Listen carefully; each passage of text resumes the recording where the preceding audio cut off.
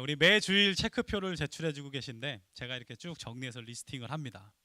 다 읽은 분들은 이제 O라고 표시를 합니다. 다 읽지 못해도 제출해주시는 분들은 P라고 표시해요. Partially read라고 표시합니다. 여러분, P는 큰 은혜를 받습니다. 한 장을 덜 읽던, 한 장만 읽던 내면 P예요. 이름만 적어서 내면 어떻게 될까요? P 드릴게요. 그죠? 한 절이라도 읽으세요. 꼭 이거를 동참하라는 말씀으로 격려하는 겁니다. 내시면 엄청난 은혜가 쏟아지니까 일단 내시면 저희가 P를 꼭 드리고 가급적이면 우리 영표를 다 받았으면 좋겠습니다. 우리 옆에 있는 분들과 함께 인사할까요? 끝까지 최선을 다합시다. 이렇게 인사하겠습니다. 끝까지 최선을 다합시다. 우리는 할 수 있습니다. 그죠? 우리 금요 성령 집회 때도 잠시 통계를 말씀드렸는데 이틀 지났으니까 다시 업데이트 해드리겠습니다. 오늘이 90일 통독 며칠 차일까요? 21일 차. 네. 창세기부터 오늘 분량인 사무엘상 1장까지 무려 236장 7241절 몇 단어가 될까요? 찾아봤죠? 19만 7,500단어를 읽으셨습니다. 할렐루야. 우리 주님께 영광의 박수 올리겠습니다. 와, 우리 하나님의 능력이 이렇게 대단해요.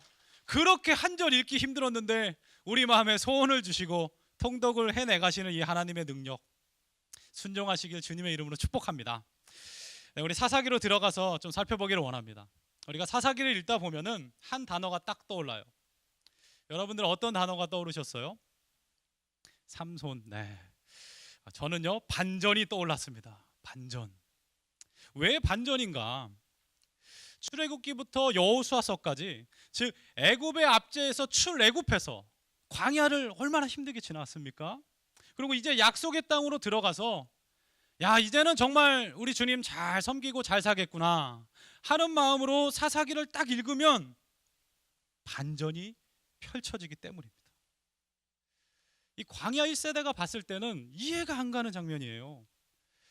광야라면은 진짜 먹을 것 없고 입을 것 귀하고 집도 없고 그런 상황에서는 정말 이 힘든 것이 이해가 갑니다. 그런 상황 가운데서도 이렇게 악하지는 않았는데 도대체 뭐가 부족해서 지금 약속의 땅에 들어왔는데 이렇게 타락하고 축복을 누리기는커녕 세상의 압제 가운데서 또 다른 출애굽 생활을 하느냐는 말입니다. 우리 이민 1세대 부모님들, 저도 유학 와가지고 정착했기 때문에 세대로는 1세대예요. 여기 계신 우리 성도님도 얼마나 고생 많이 하셨습니까? 우리 한국이라면 그죠? 좋은 학교 나오시고 좋은 직장 다니실 텐데 미국에 와서 정착하기 위해서 모든 굳은 일들은 다 하고 가족들을 위해서 피눈물 흘리시면서 살고 있습니다. 여러분, 또 신분 문제 얼마나 힘들어요. 저도 이거 한번 경험해 보니까 와, 정신적인 스트레스가 말도 못합니다. 우리 2세대들을 보면은 너무나도 축복을 받은 것 같아요. 이곳에서 태어나서 그냥 태어나자마자 그렇게 받기 힘든데도 그냥 시민공 탁 나와버리고, 교회 그냥 우리 부모님들 힘들어도 그냥 어떻게든 드랍합니다. 축복받고 예수 믿고 야, 이제 복만 누리면 되겠구나. 그런데 사사시대처럼 다시 살아간다면, 이민 정착할 때 그 어려움을 반복하고 있다면 우리의 가슴이 얼마나 아픕니까? 도대체 뭐가 문제인가? 그런 생각이 들 수 있어요. 사사기는 이민교회에 주시는 분명한 하나님의 메시지가 있습니다. 신앙이 끊어지면 사사시대가 시작됩니다. 사사시대가 길어지면 오늘 본문의 삼손과 같이 태어나면서부터 이런 큰 축복을 받았다고 해도 결국은 비참하게 죽을 수밖에 없었습니다. 우리가 사사기를 읽을 때 전쟁을 선포해야 돼요. 그냥 읽으면 안 돼요. 내 인생의 사사기는 오늘로 끝이다라는 거예요. 우리 자녀들의 사사시대는 절대 머무르게 하지 않겠다, 이런 결단 가운데 승리하시길 주님의 이름으로 축복합니다. 우리 반전과 같은 사사시대 우리가 어떻게 하면 역전할 수 있을까? 우리 영어 제목으로는요, A cold one is the game changer라고 했어요. 게임 체인저. 그 사람만 들어오면 그냥 전세 역전되는 거예요. 이길 수 있는 겁니다. 어떻게 해요? 사명자로 서는 것입니다. 사명자는 시대를 역전할 힘이 있어요. 예수의 사명으로 투철한 자는 죽음에서 생명으로, 사망의 권세를 예수의 권능으로 이길 수 있는 힘이 있습니다. 오늘은 이 사사기의 마지막 사사 삼손을 통해서 우리가 어떻게 하면 시대를 바꾸는 사명자로 살 수 있는가, 우리 두 가지를 간단하게 나눠보기 원합니다. 첫 번째, 사명자는 죄성이 아니라 정체성을 따라 살아야 합니다. 사사기 13장 1절을 보니까 블레셋이 무려 40년 동안 이스라엘을 억압하고 있습니다. 여러분, 삼손 이전의 세대보다도 어떤 사사보다도 핍박의 기간이 훨씬 더 길었어요. 이스라엘 백성들에게는 아마도 영적인 센스가 있었을 것입니다. 기대감이 있죠. 에휴, 예전에도 이러다가 한 8년 지나니까 사사 온니엘이 우리 구해줬잖아. 조금만 더 참지 뭐. 길어봤자 20년, 이제 다 왔네. 드보라 사사가 그때도 그랬잖아. 조금만 더 견뎌, 부흥은 온다. 여러분, 근데 이젠 다른 거예요. 그 패턴이 깨지는 겁니다. 40년은 결코 짧은 기간이 아니에요. 이 긴 시간 동안 사람들의 소망이 다 꺼져버렸습니다. 그때 하나님께서 이 삼손이라는 사명자를 주셔서 시대를 역전할 계획을 하십니다. 삼손은 태생부터가 달라요. 다른 사사들은 그들의 삶의 중간에 부르심을 받았습니다. 근데 삼손은 어떻게 해요? 아예 태어날 때부터 택정함을 받습니다. 그것뿐인가요? 우리 2절을 보니까, 13장 2절을 보니까 우리 이 삼손의 아버지 마노아가 자녀를 갖지 못합니다. 마노아의 뜻이 래스팅, 쉼이에요. 40년간의 블레셋의 억압 가운데 쉼을 갖지 못하고 자녀도 없어서 기쁨도 없습니다. 이런 비참한 개인적 사사시대, 쉼도 없고 기쁨도 없고, 그것을 역전하는 것이 바로 삼손입니다. 삼손의 또 다른 축복은요, 태어나면서부터 하나님께서 주신 정체성이 있었다는 거예요. 우리 5절 후반은 보니까 뭐라 얘기합니까? 그가 블레셋 사람의 손에서 이스라엘을 구원하기 시작하리라. 끝이 안 보이던 사사시대의 어둠이 이 아이만 크면 이제 끝나는 겁니다. 여러분, 미래가 안 보이면 참 힘들어요. 근데 터널의 끝에 그 빛이 쫙 들어오면 그 빛을 바라보면서 갈 수 있는 겁니다. 어둠의 등대와도 같은 존재, 삼손. 민수기 6장 1절에서 8절을 보니까 나시린의 규례가 나옵니다. 삼손이 나시린이었는데요, 나시린의 뜻이 무엇입니까? To dedicate, consecrated. 이 거룩하게 구별된 자라는 의미예요. 그런데 민수기의 나시린은 삼손과 차이가 있습니다. 그 안에서도 구별을 갖고 왔다는 거예요. 민수기의 나시린은 어떻습니까? 하나님 앞에 주의 백성이 일정 기간 동안 헌실돼서 구별되는 겁니다. 그러니까 한시성이 있는 거예요. 리미테이션이 있습니다. 그런데 삼손은 7절을 보니까 그가 죽는 날까지 하나님께 바쳐진 나시림이 됨이라. 하나님께 평생을 선택받은 자, 여러분, 보장된 사사, 그가 존재하는 한은 평안은 보장되는 상황입니다. 하나님께서 삼손에게 명하신 것이 굉장히 간단해요. 이것만 지키면 되는 건데, 포도주와 독주를 마시지 말라, 머리에 삭도를 대지 말라, 나시린의 규례대로 죽은 것을 만지지 말라. 여러분, 어렵습니까? 술 마시지 말라, 안 마시면 되는 거 아니에요? 머리를 감지 말라도 아닙니다. 그럼 간지러서 어떻게 계속 머리는 자라는데, 그죠?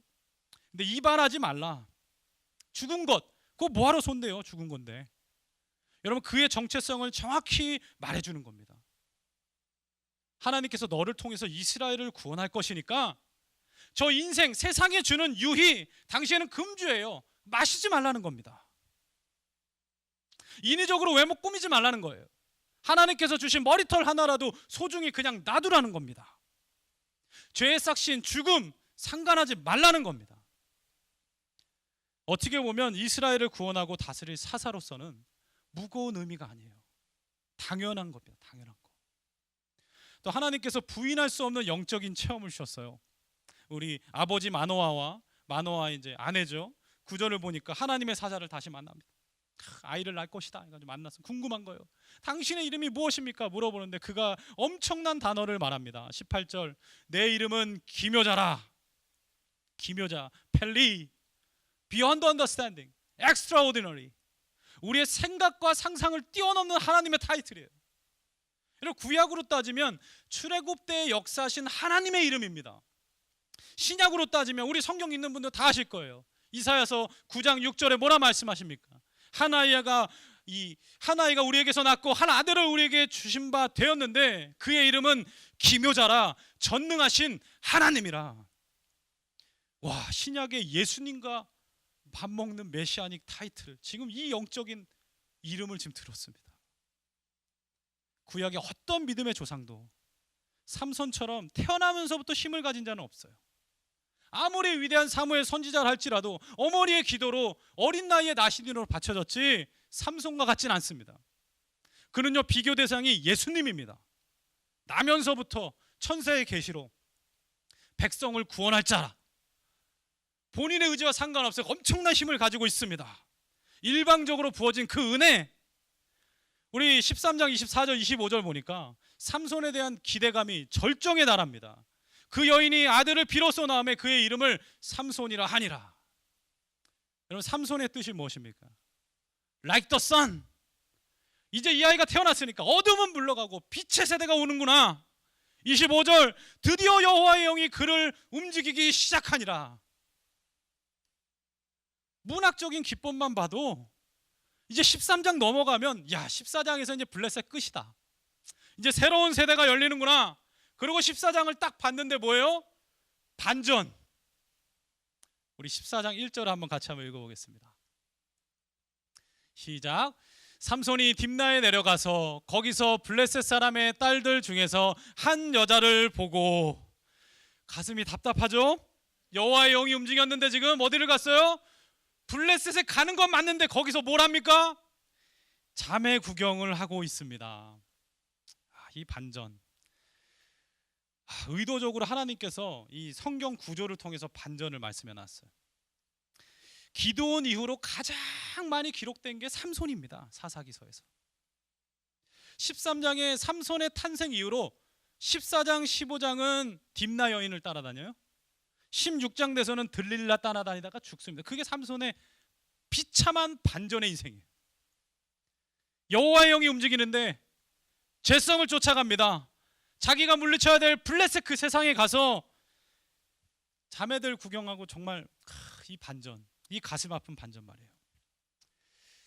제가 여기까지 묵상하면서 진짜 아버지 만호하는 뭐 한 거야? 자, 좀 때리든지요, 좀 뭘 해야지 말이야. 그런데 하나님께서 주신 마음이, 삼손이 좀 다혈질이에요. 그죠? 힘이 또 너무 세니까 아버지도 좀 두려웠을 것 같지 않으세요?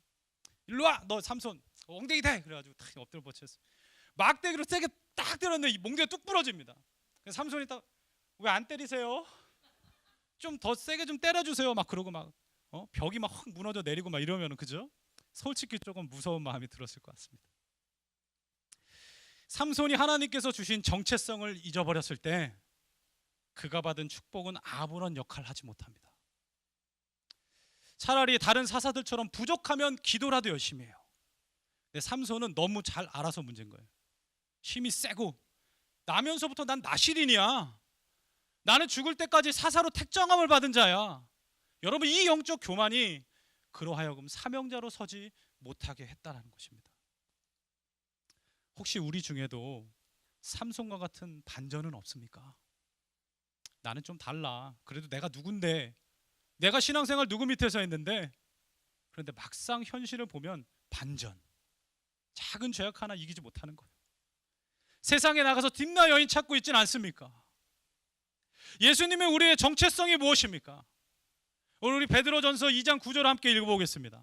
우리의 정체성을 너무나도 명확히 말씀하십니다. 자, 시작. 그러나 너희는 택하신 족속이요 왕같은 제사장들이요 거룩한 나라요 그의 소유가 된 백성이니, 이는 너희를 어두운 데서 불러내어 그의 기이한 빛에 들어가게 하신 이의 아름다운 덕을 선포하게 하려 하심이라. 아멘, 아멘. 하나님께서 우리를 택하시고 구원하셨습니다. 왕의 자녀로 거룩한 나라를 상속받게 하셨습니다. 이제 우리는 세상에 나가서 거룩한 왕의 제사장들로서 복음을 전하는 것이 우리의 정체성입니다. 이 정체성을 따라 살지 않는 한 우리의 인생 가운데는 삼손과 같은 반전이 계속해서 생겨나게 된다는 거예요. 우리 모든 분들께 도전하고 싶습니다. 우리 11월 달에 사랑 나눔 축제가 있어요. 여러분, 구원받아야 하는 거듭나지 못한 삼손들, 태신자들 좀 적어서 내십시오. 그냥 어린애들도 상관없어요. 무조건 적어서 내세요. 우리 사역자들한테 좀 보내주십시오. 우리 사역자들이 얼마나 프로페셔널한지 몰라요. 진짜 거듭나지 않은 삼손으로 왔다가 그냥 사명자로 돌아갑니다. 그죠?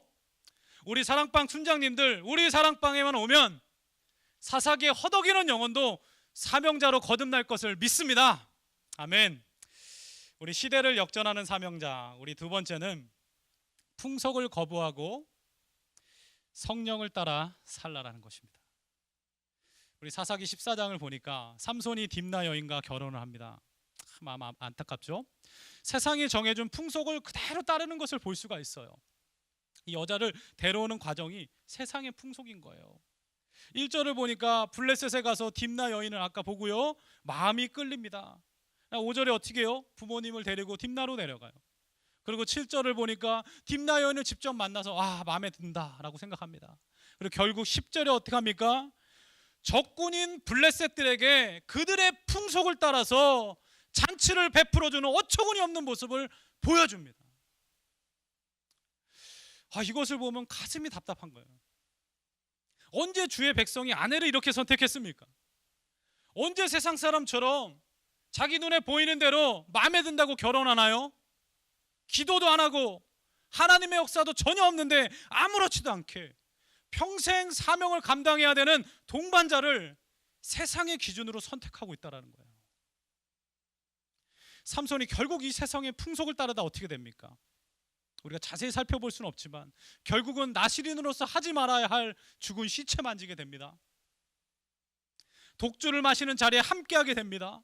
이 죄악을 저지르게 되는 거예요. 하나님께서는 계속적인 영적인 사인을 보내십니다. 삼손의 발걸음을 멈추게 하세요. 5절을 보니까 어떤 일이 일어납니까? 우리 성경 있는 분들은 한번 이렇게 쭉 눈으로 보시면 좋을 것 같습니다. 딥나의 부모님이랑 함께 내려갔는데 한 포도원에서 갑자기 젊은 사자가 나타납니다. 그리고 삼손을 보고 소리를 지르게 돼요. 그때 삼손이 여호와의 영에 감동해서 사자를 찢어서 죽이게 됩니다. 여러분, 왜 하나님께서는 이 사자를 삼손이 가는 그 길 골목에 두셨을까요? 왜 여호와의 영이 삼손에게 강하게 임했습니까? 여러분, 이건 분명한 사인인 거예요. 삼손은 주님께 이 일에 대해서 기도하고 뜻을 구해야 되는데 7절에 어떻게 합니까? 그냥 찢고 죽이고 기도도 안 하고 딥나 여인 보러 갑니다. 보고 싶은데 왜 사자가 나타나가지고 화나게. 그리고 내려가는 거예요. 8절을 보니까 시간이 얼마 지났습니다. 삼손이 딥나 여인을 이제 아내로 맞이하기 위해서 가는데 죽은 그 사자의 시체가 그대로 있는 거예요. 그 안에 벌떼와 꿀이 이렇게 탁 있는 것을 봅니다. 여러분, 이 상황이 자연적으로는 절대 일어날 수가 없어요. 원어로 보면 벌떼, 이 벌떼라는 단어 에다라고 표현했어요. 커뮤니티, 공동체라는 단어 썼습니다. 원래는 스웜, 이런 곤충떼라는 단어가 따로 있거든요. 근데 여기는 커뮤니티라는 단어 쓴 거예요. 이것은 뭐죠? 영적인 의미를 주는 겁니다. 삼손이 아무리 영적으로 무뎌졌다 하더라도 아주 기본적인 관찰만으로도 하나님께서 이것은 보내주신 전조라는 것을 깨닫게 하시는 거죠. 삼손은 어떻게 합니까? 보기는 봐요. 근데 9절에 손으로 꿀을 떠가지고 이거 맛있다 그러던데 진짜 난 럭키하다, 이걸 구했네 하고 어떻게 합니까? 막 먹고 보이는 대로 먹고 싶은 대로 자기 소욕을 충족하며 걸어갑니다.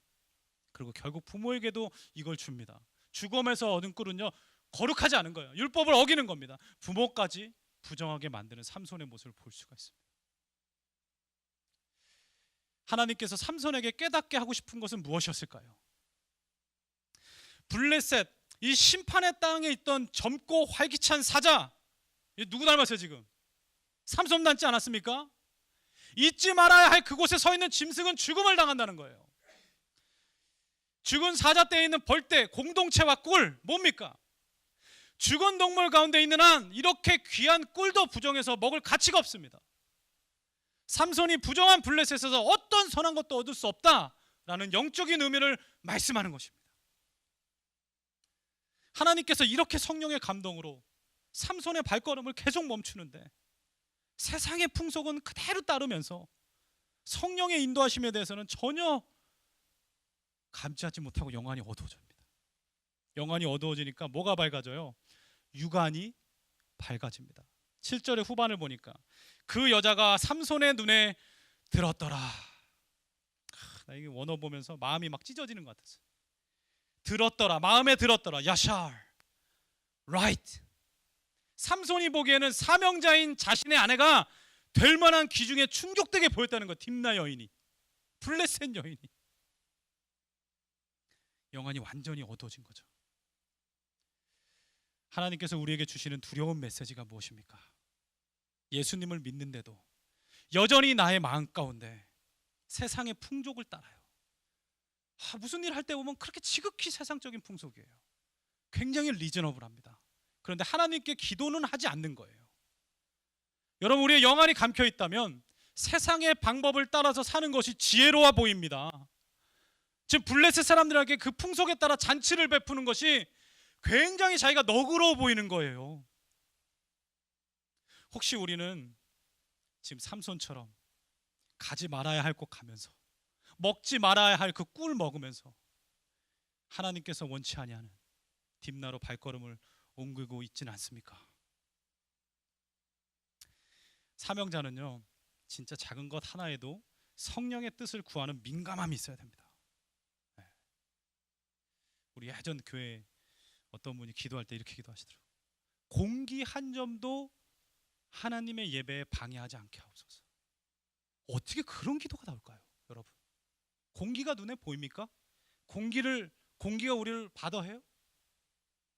근데 예배 드리는데 얼마나 영안이 탁 서 있으면 공기 한 점도, 먼지 하나라도 예배에 방해되지 않게 하옵소서.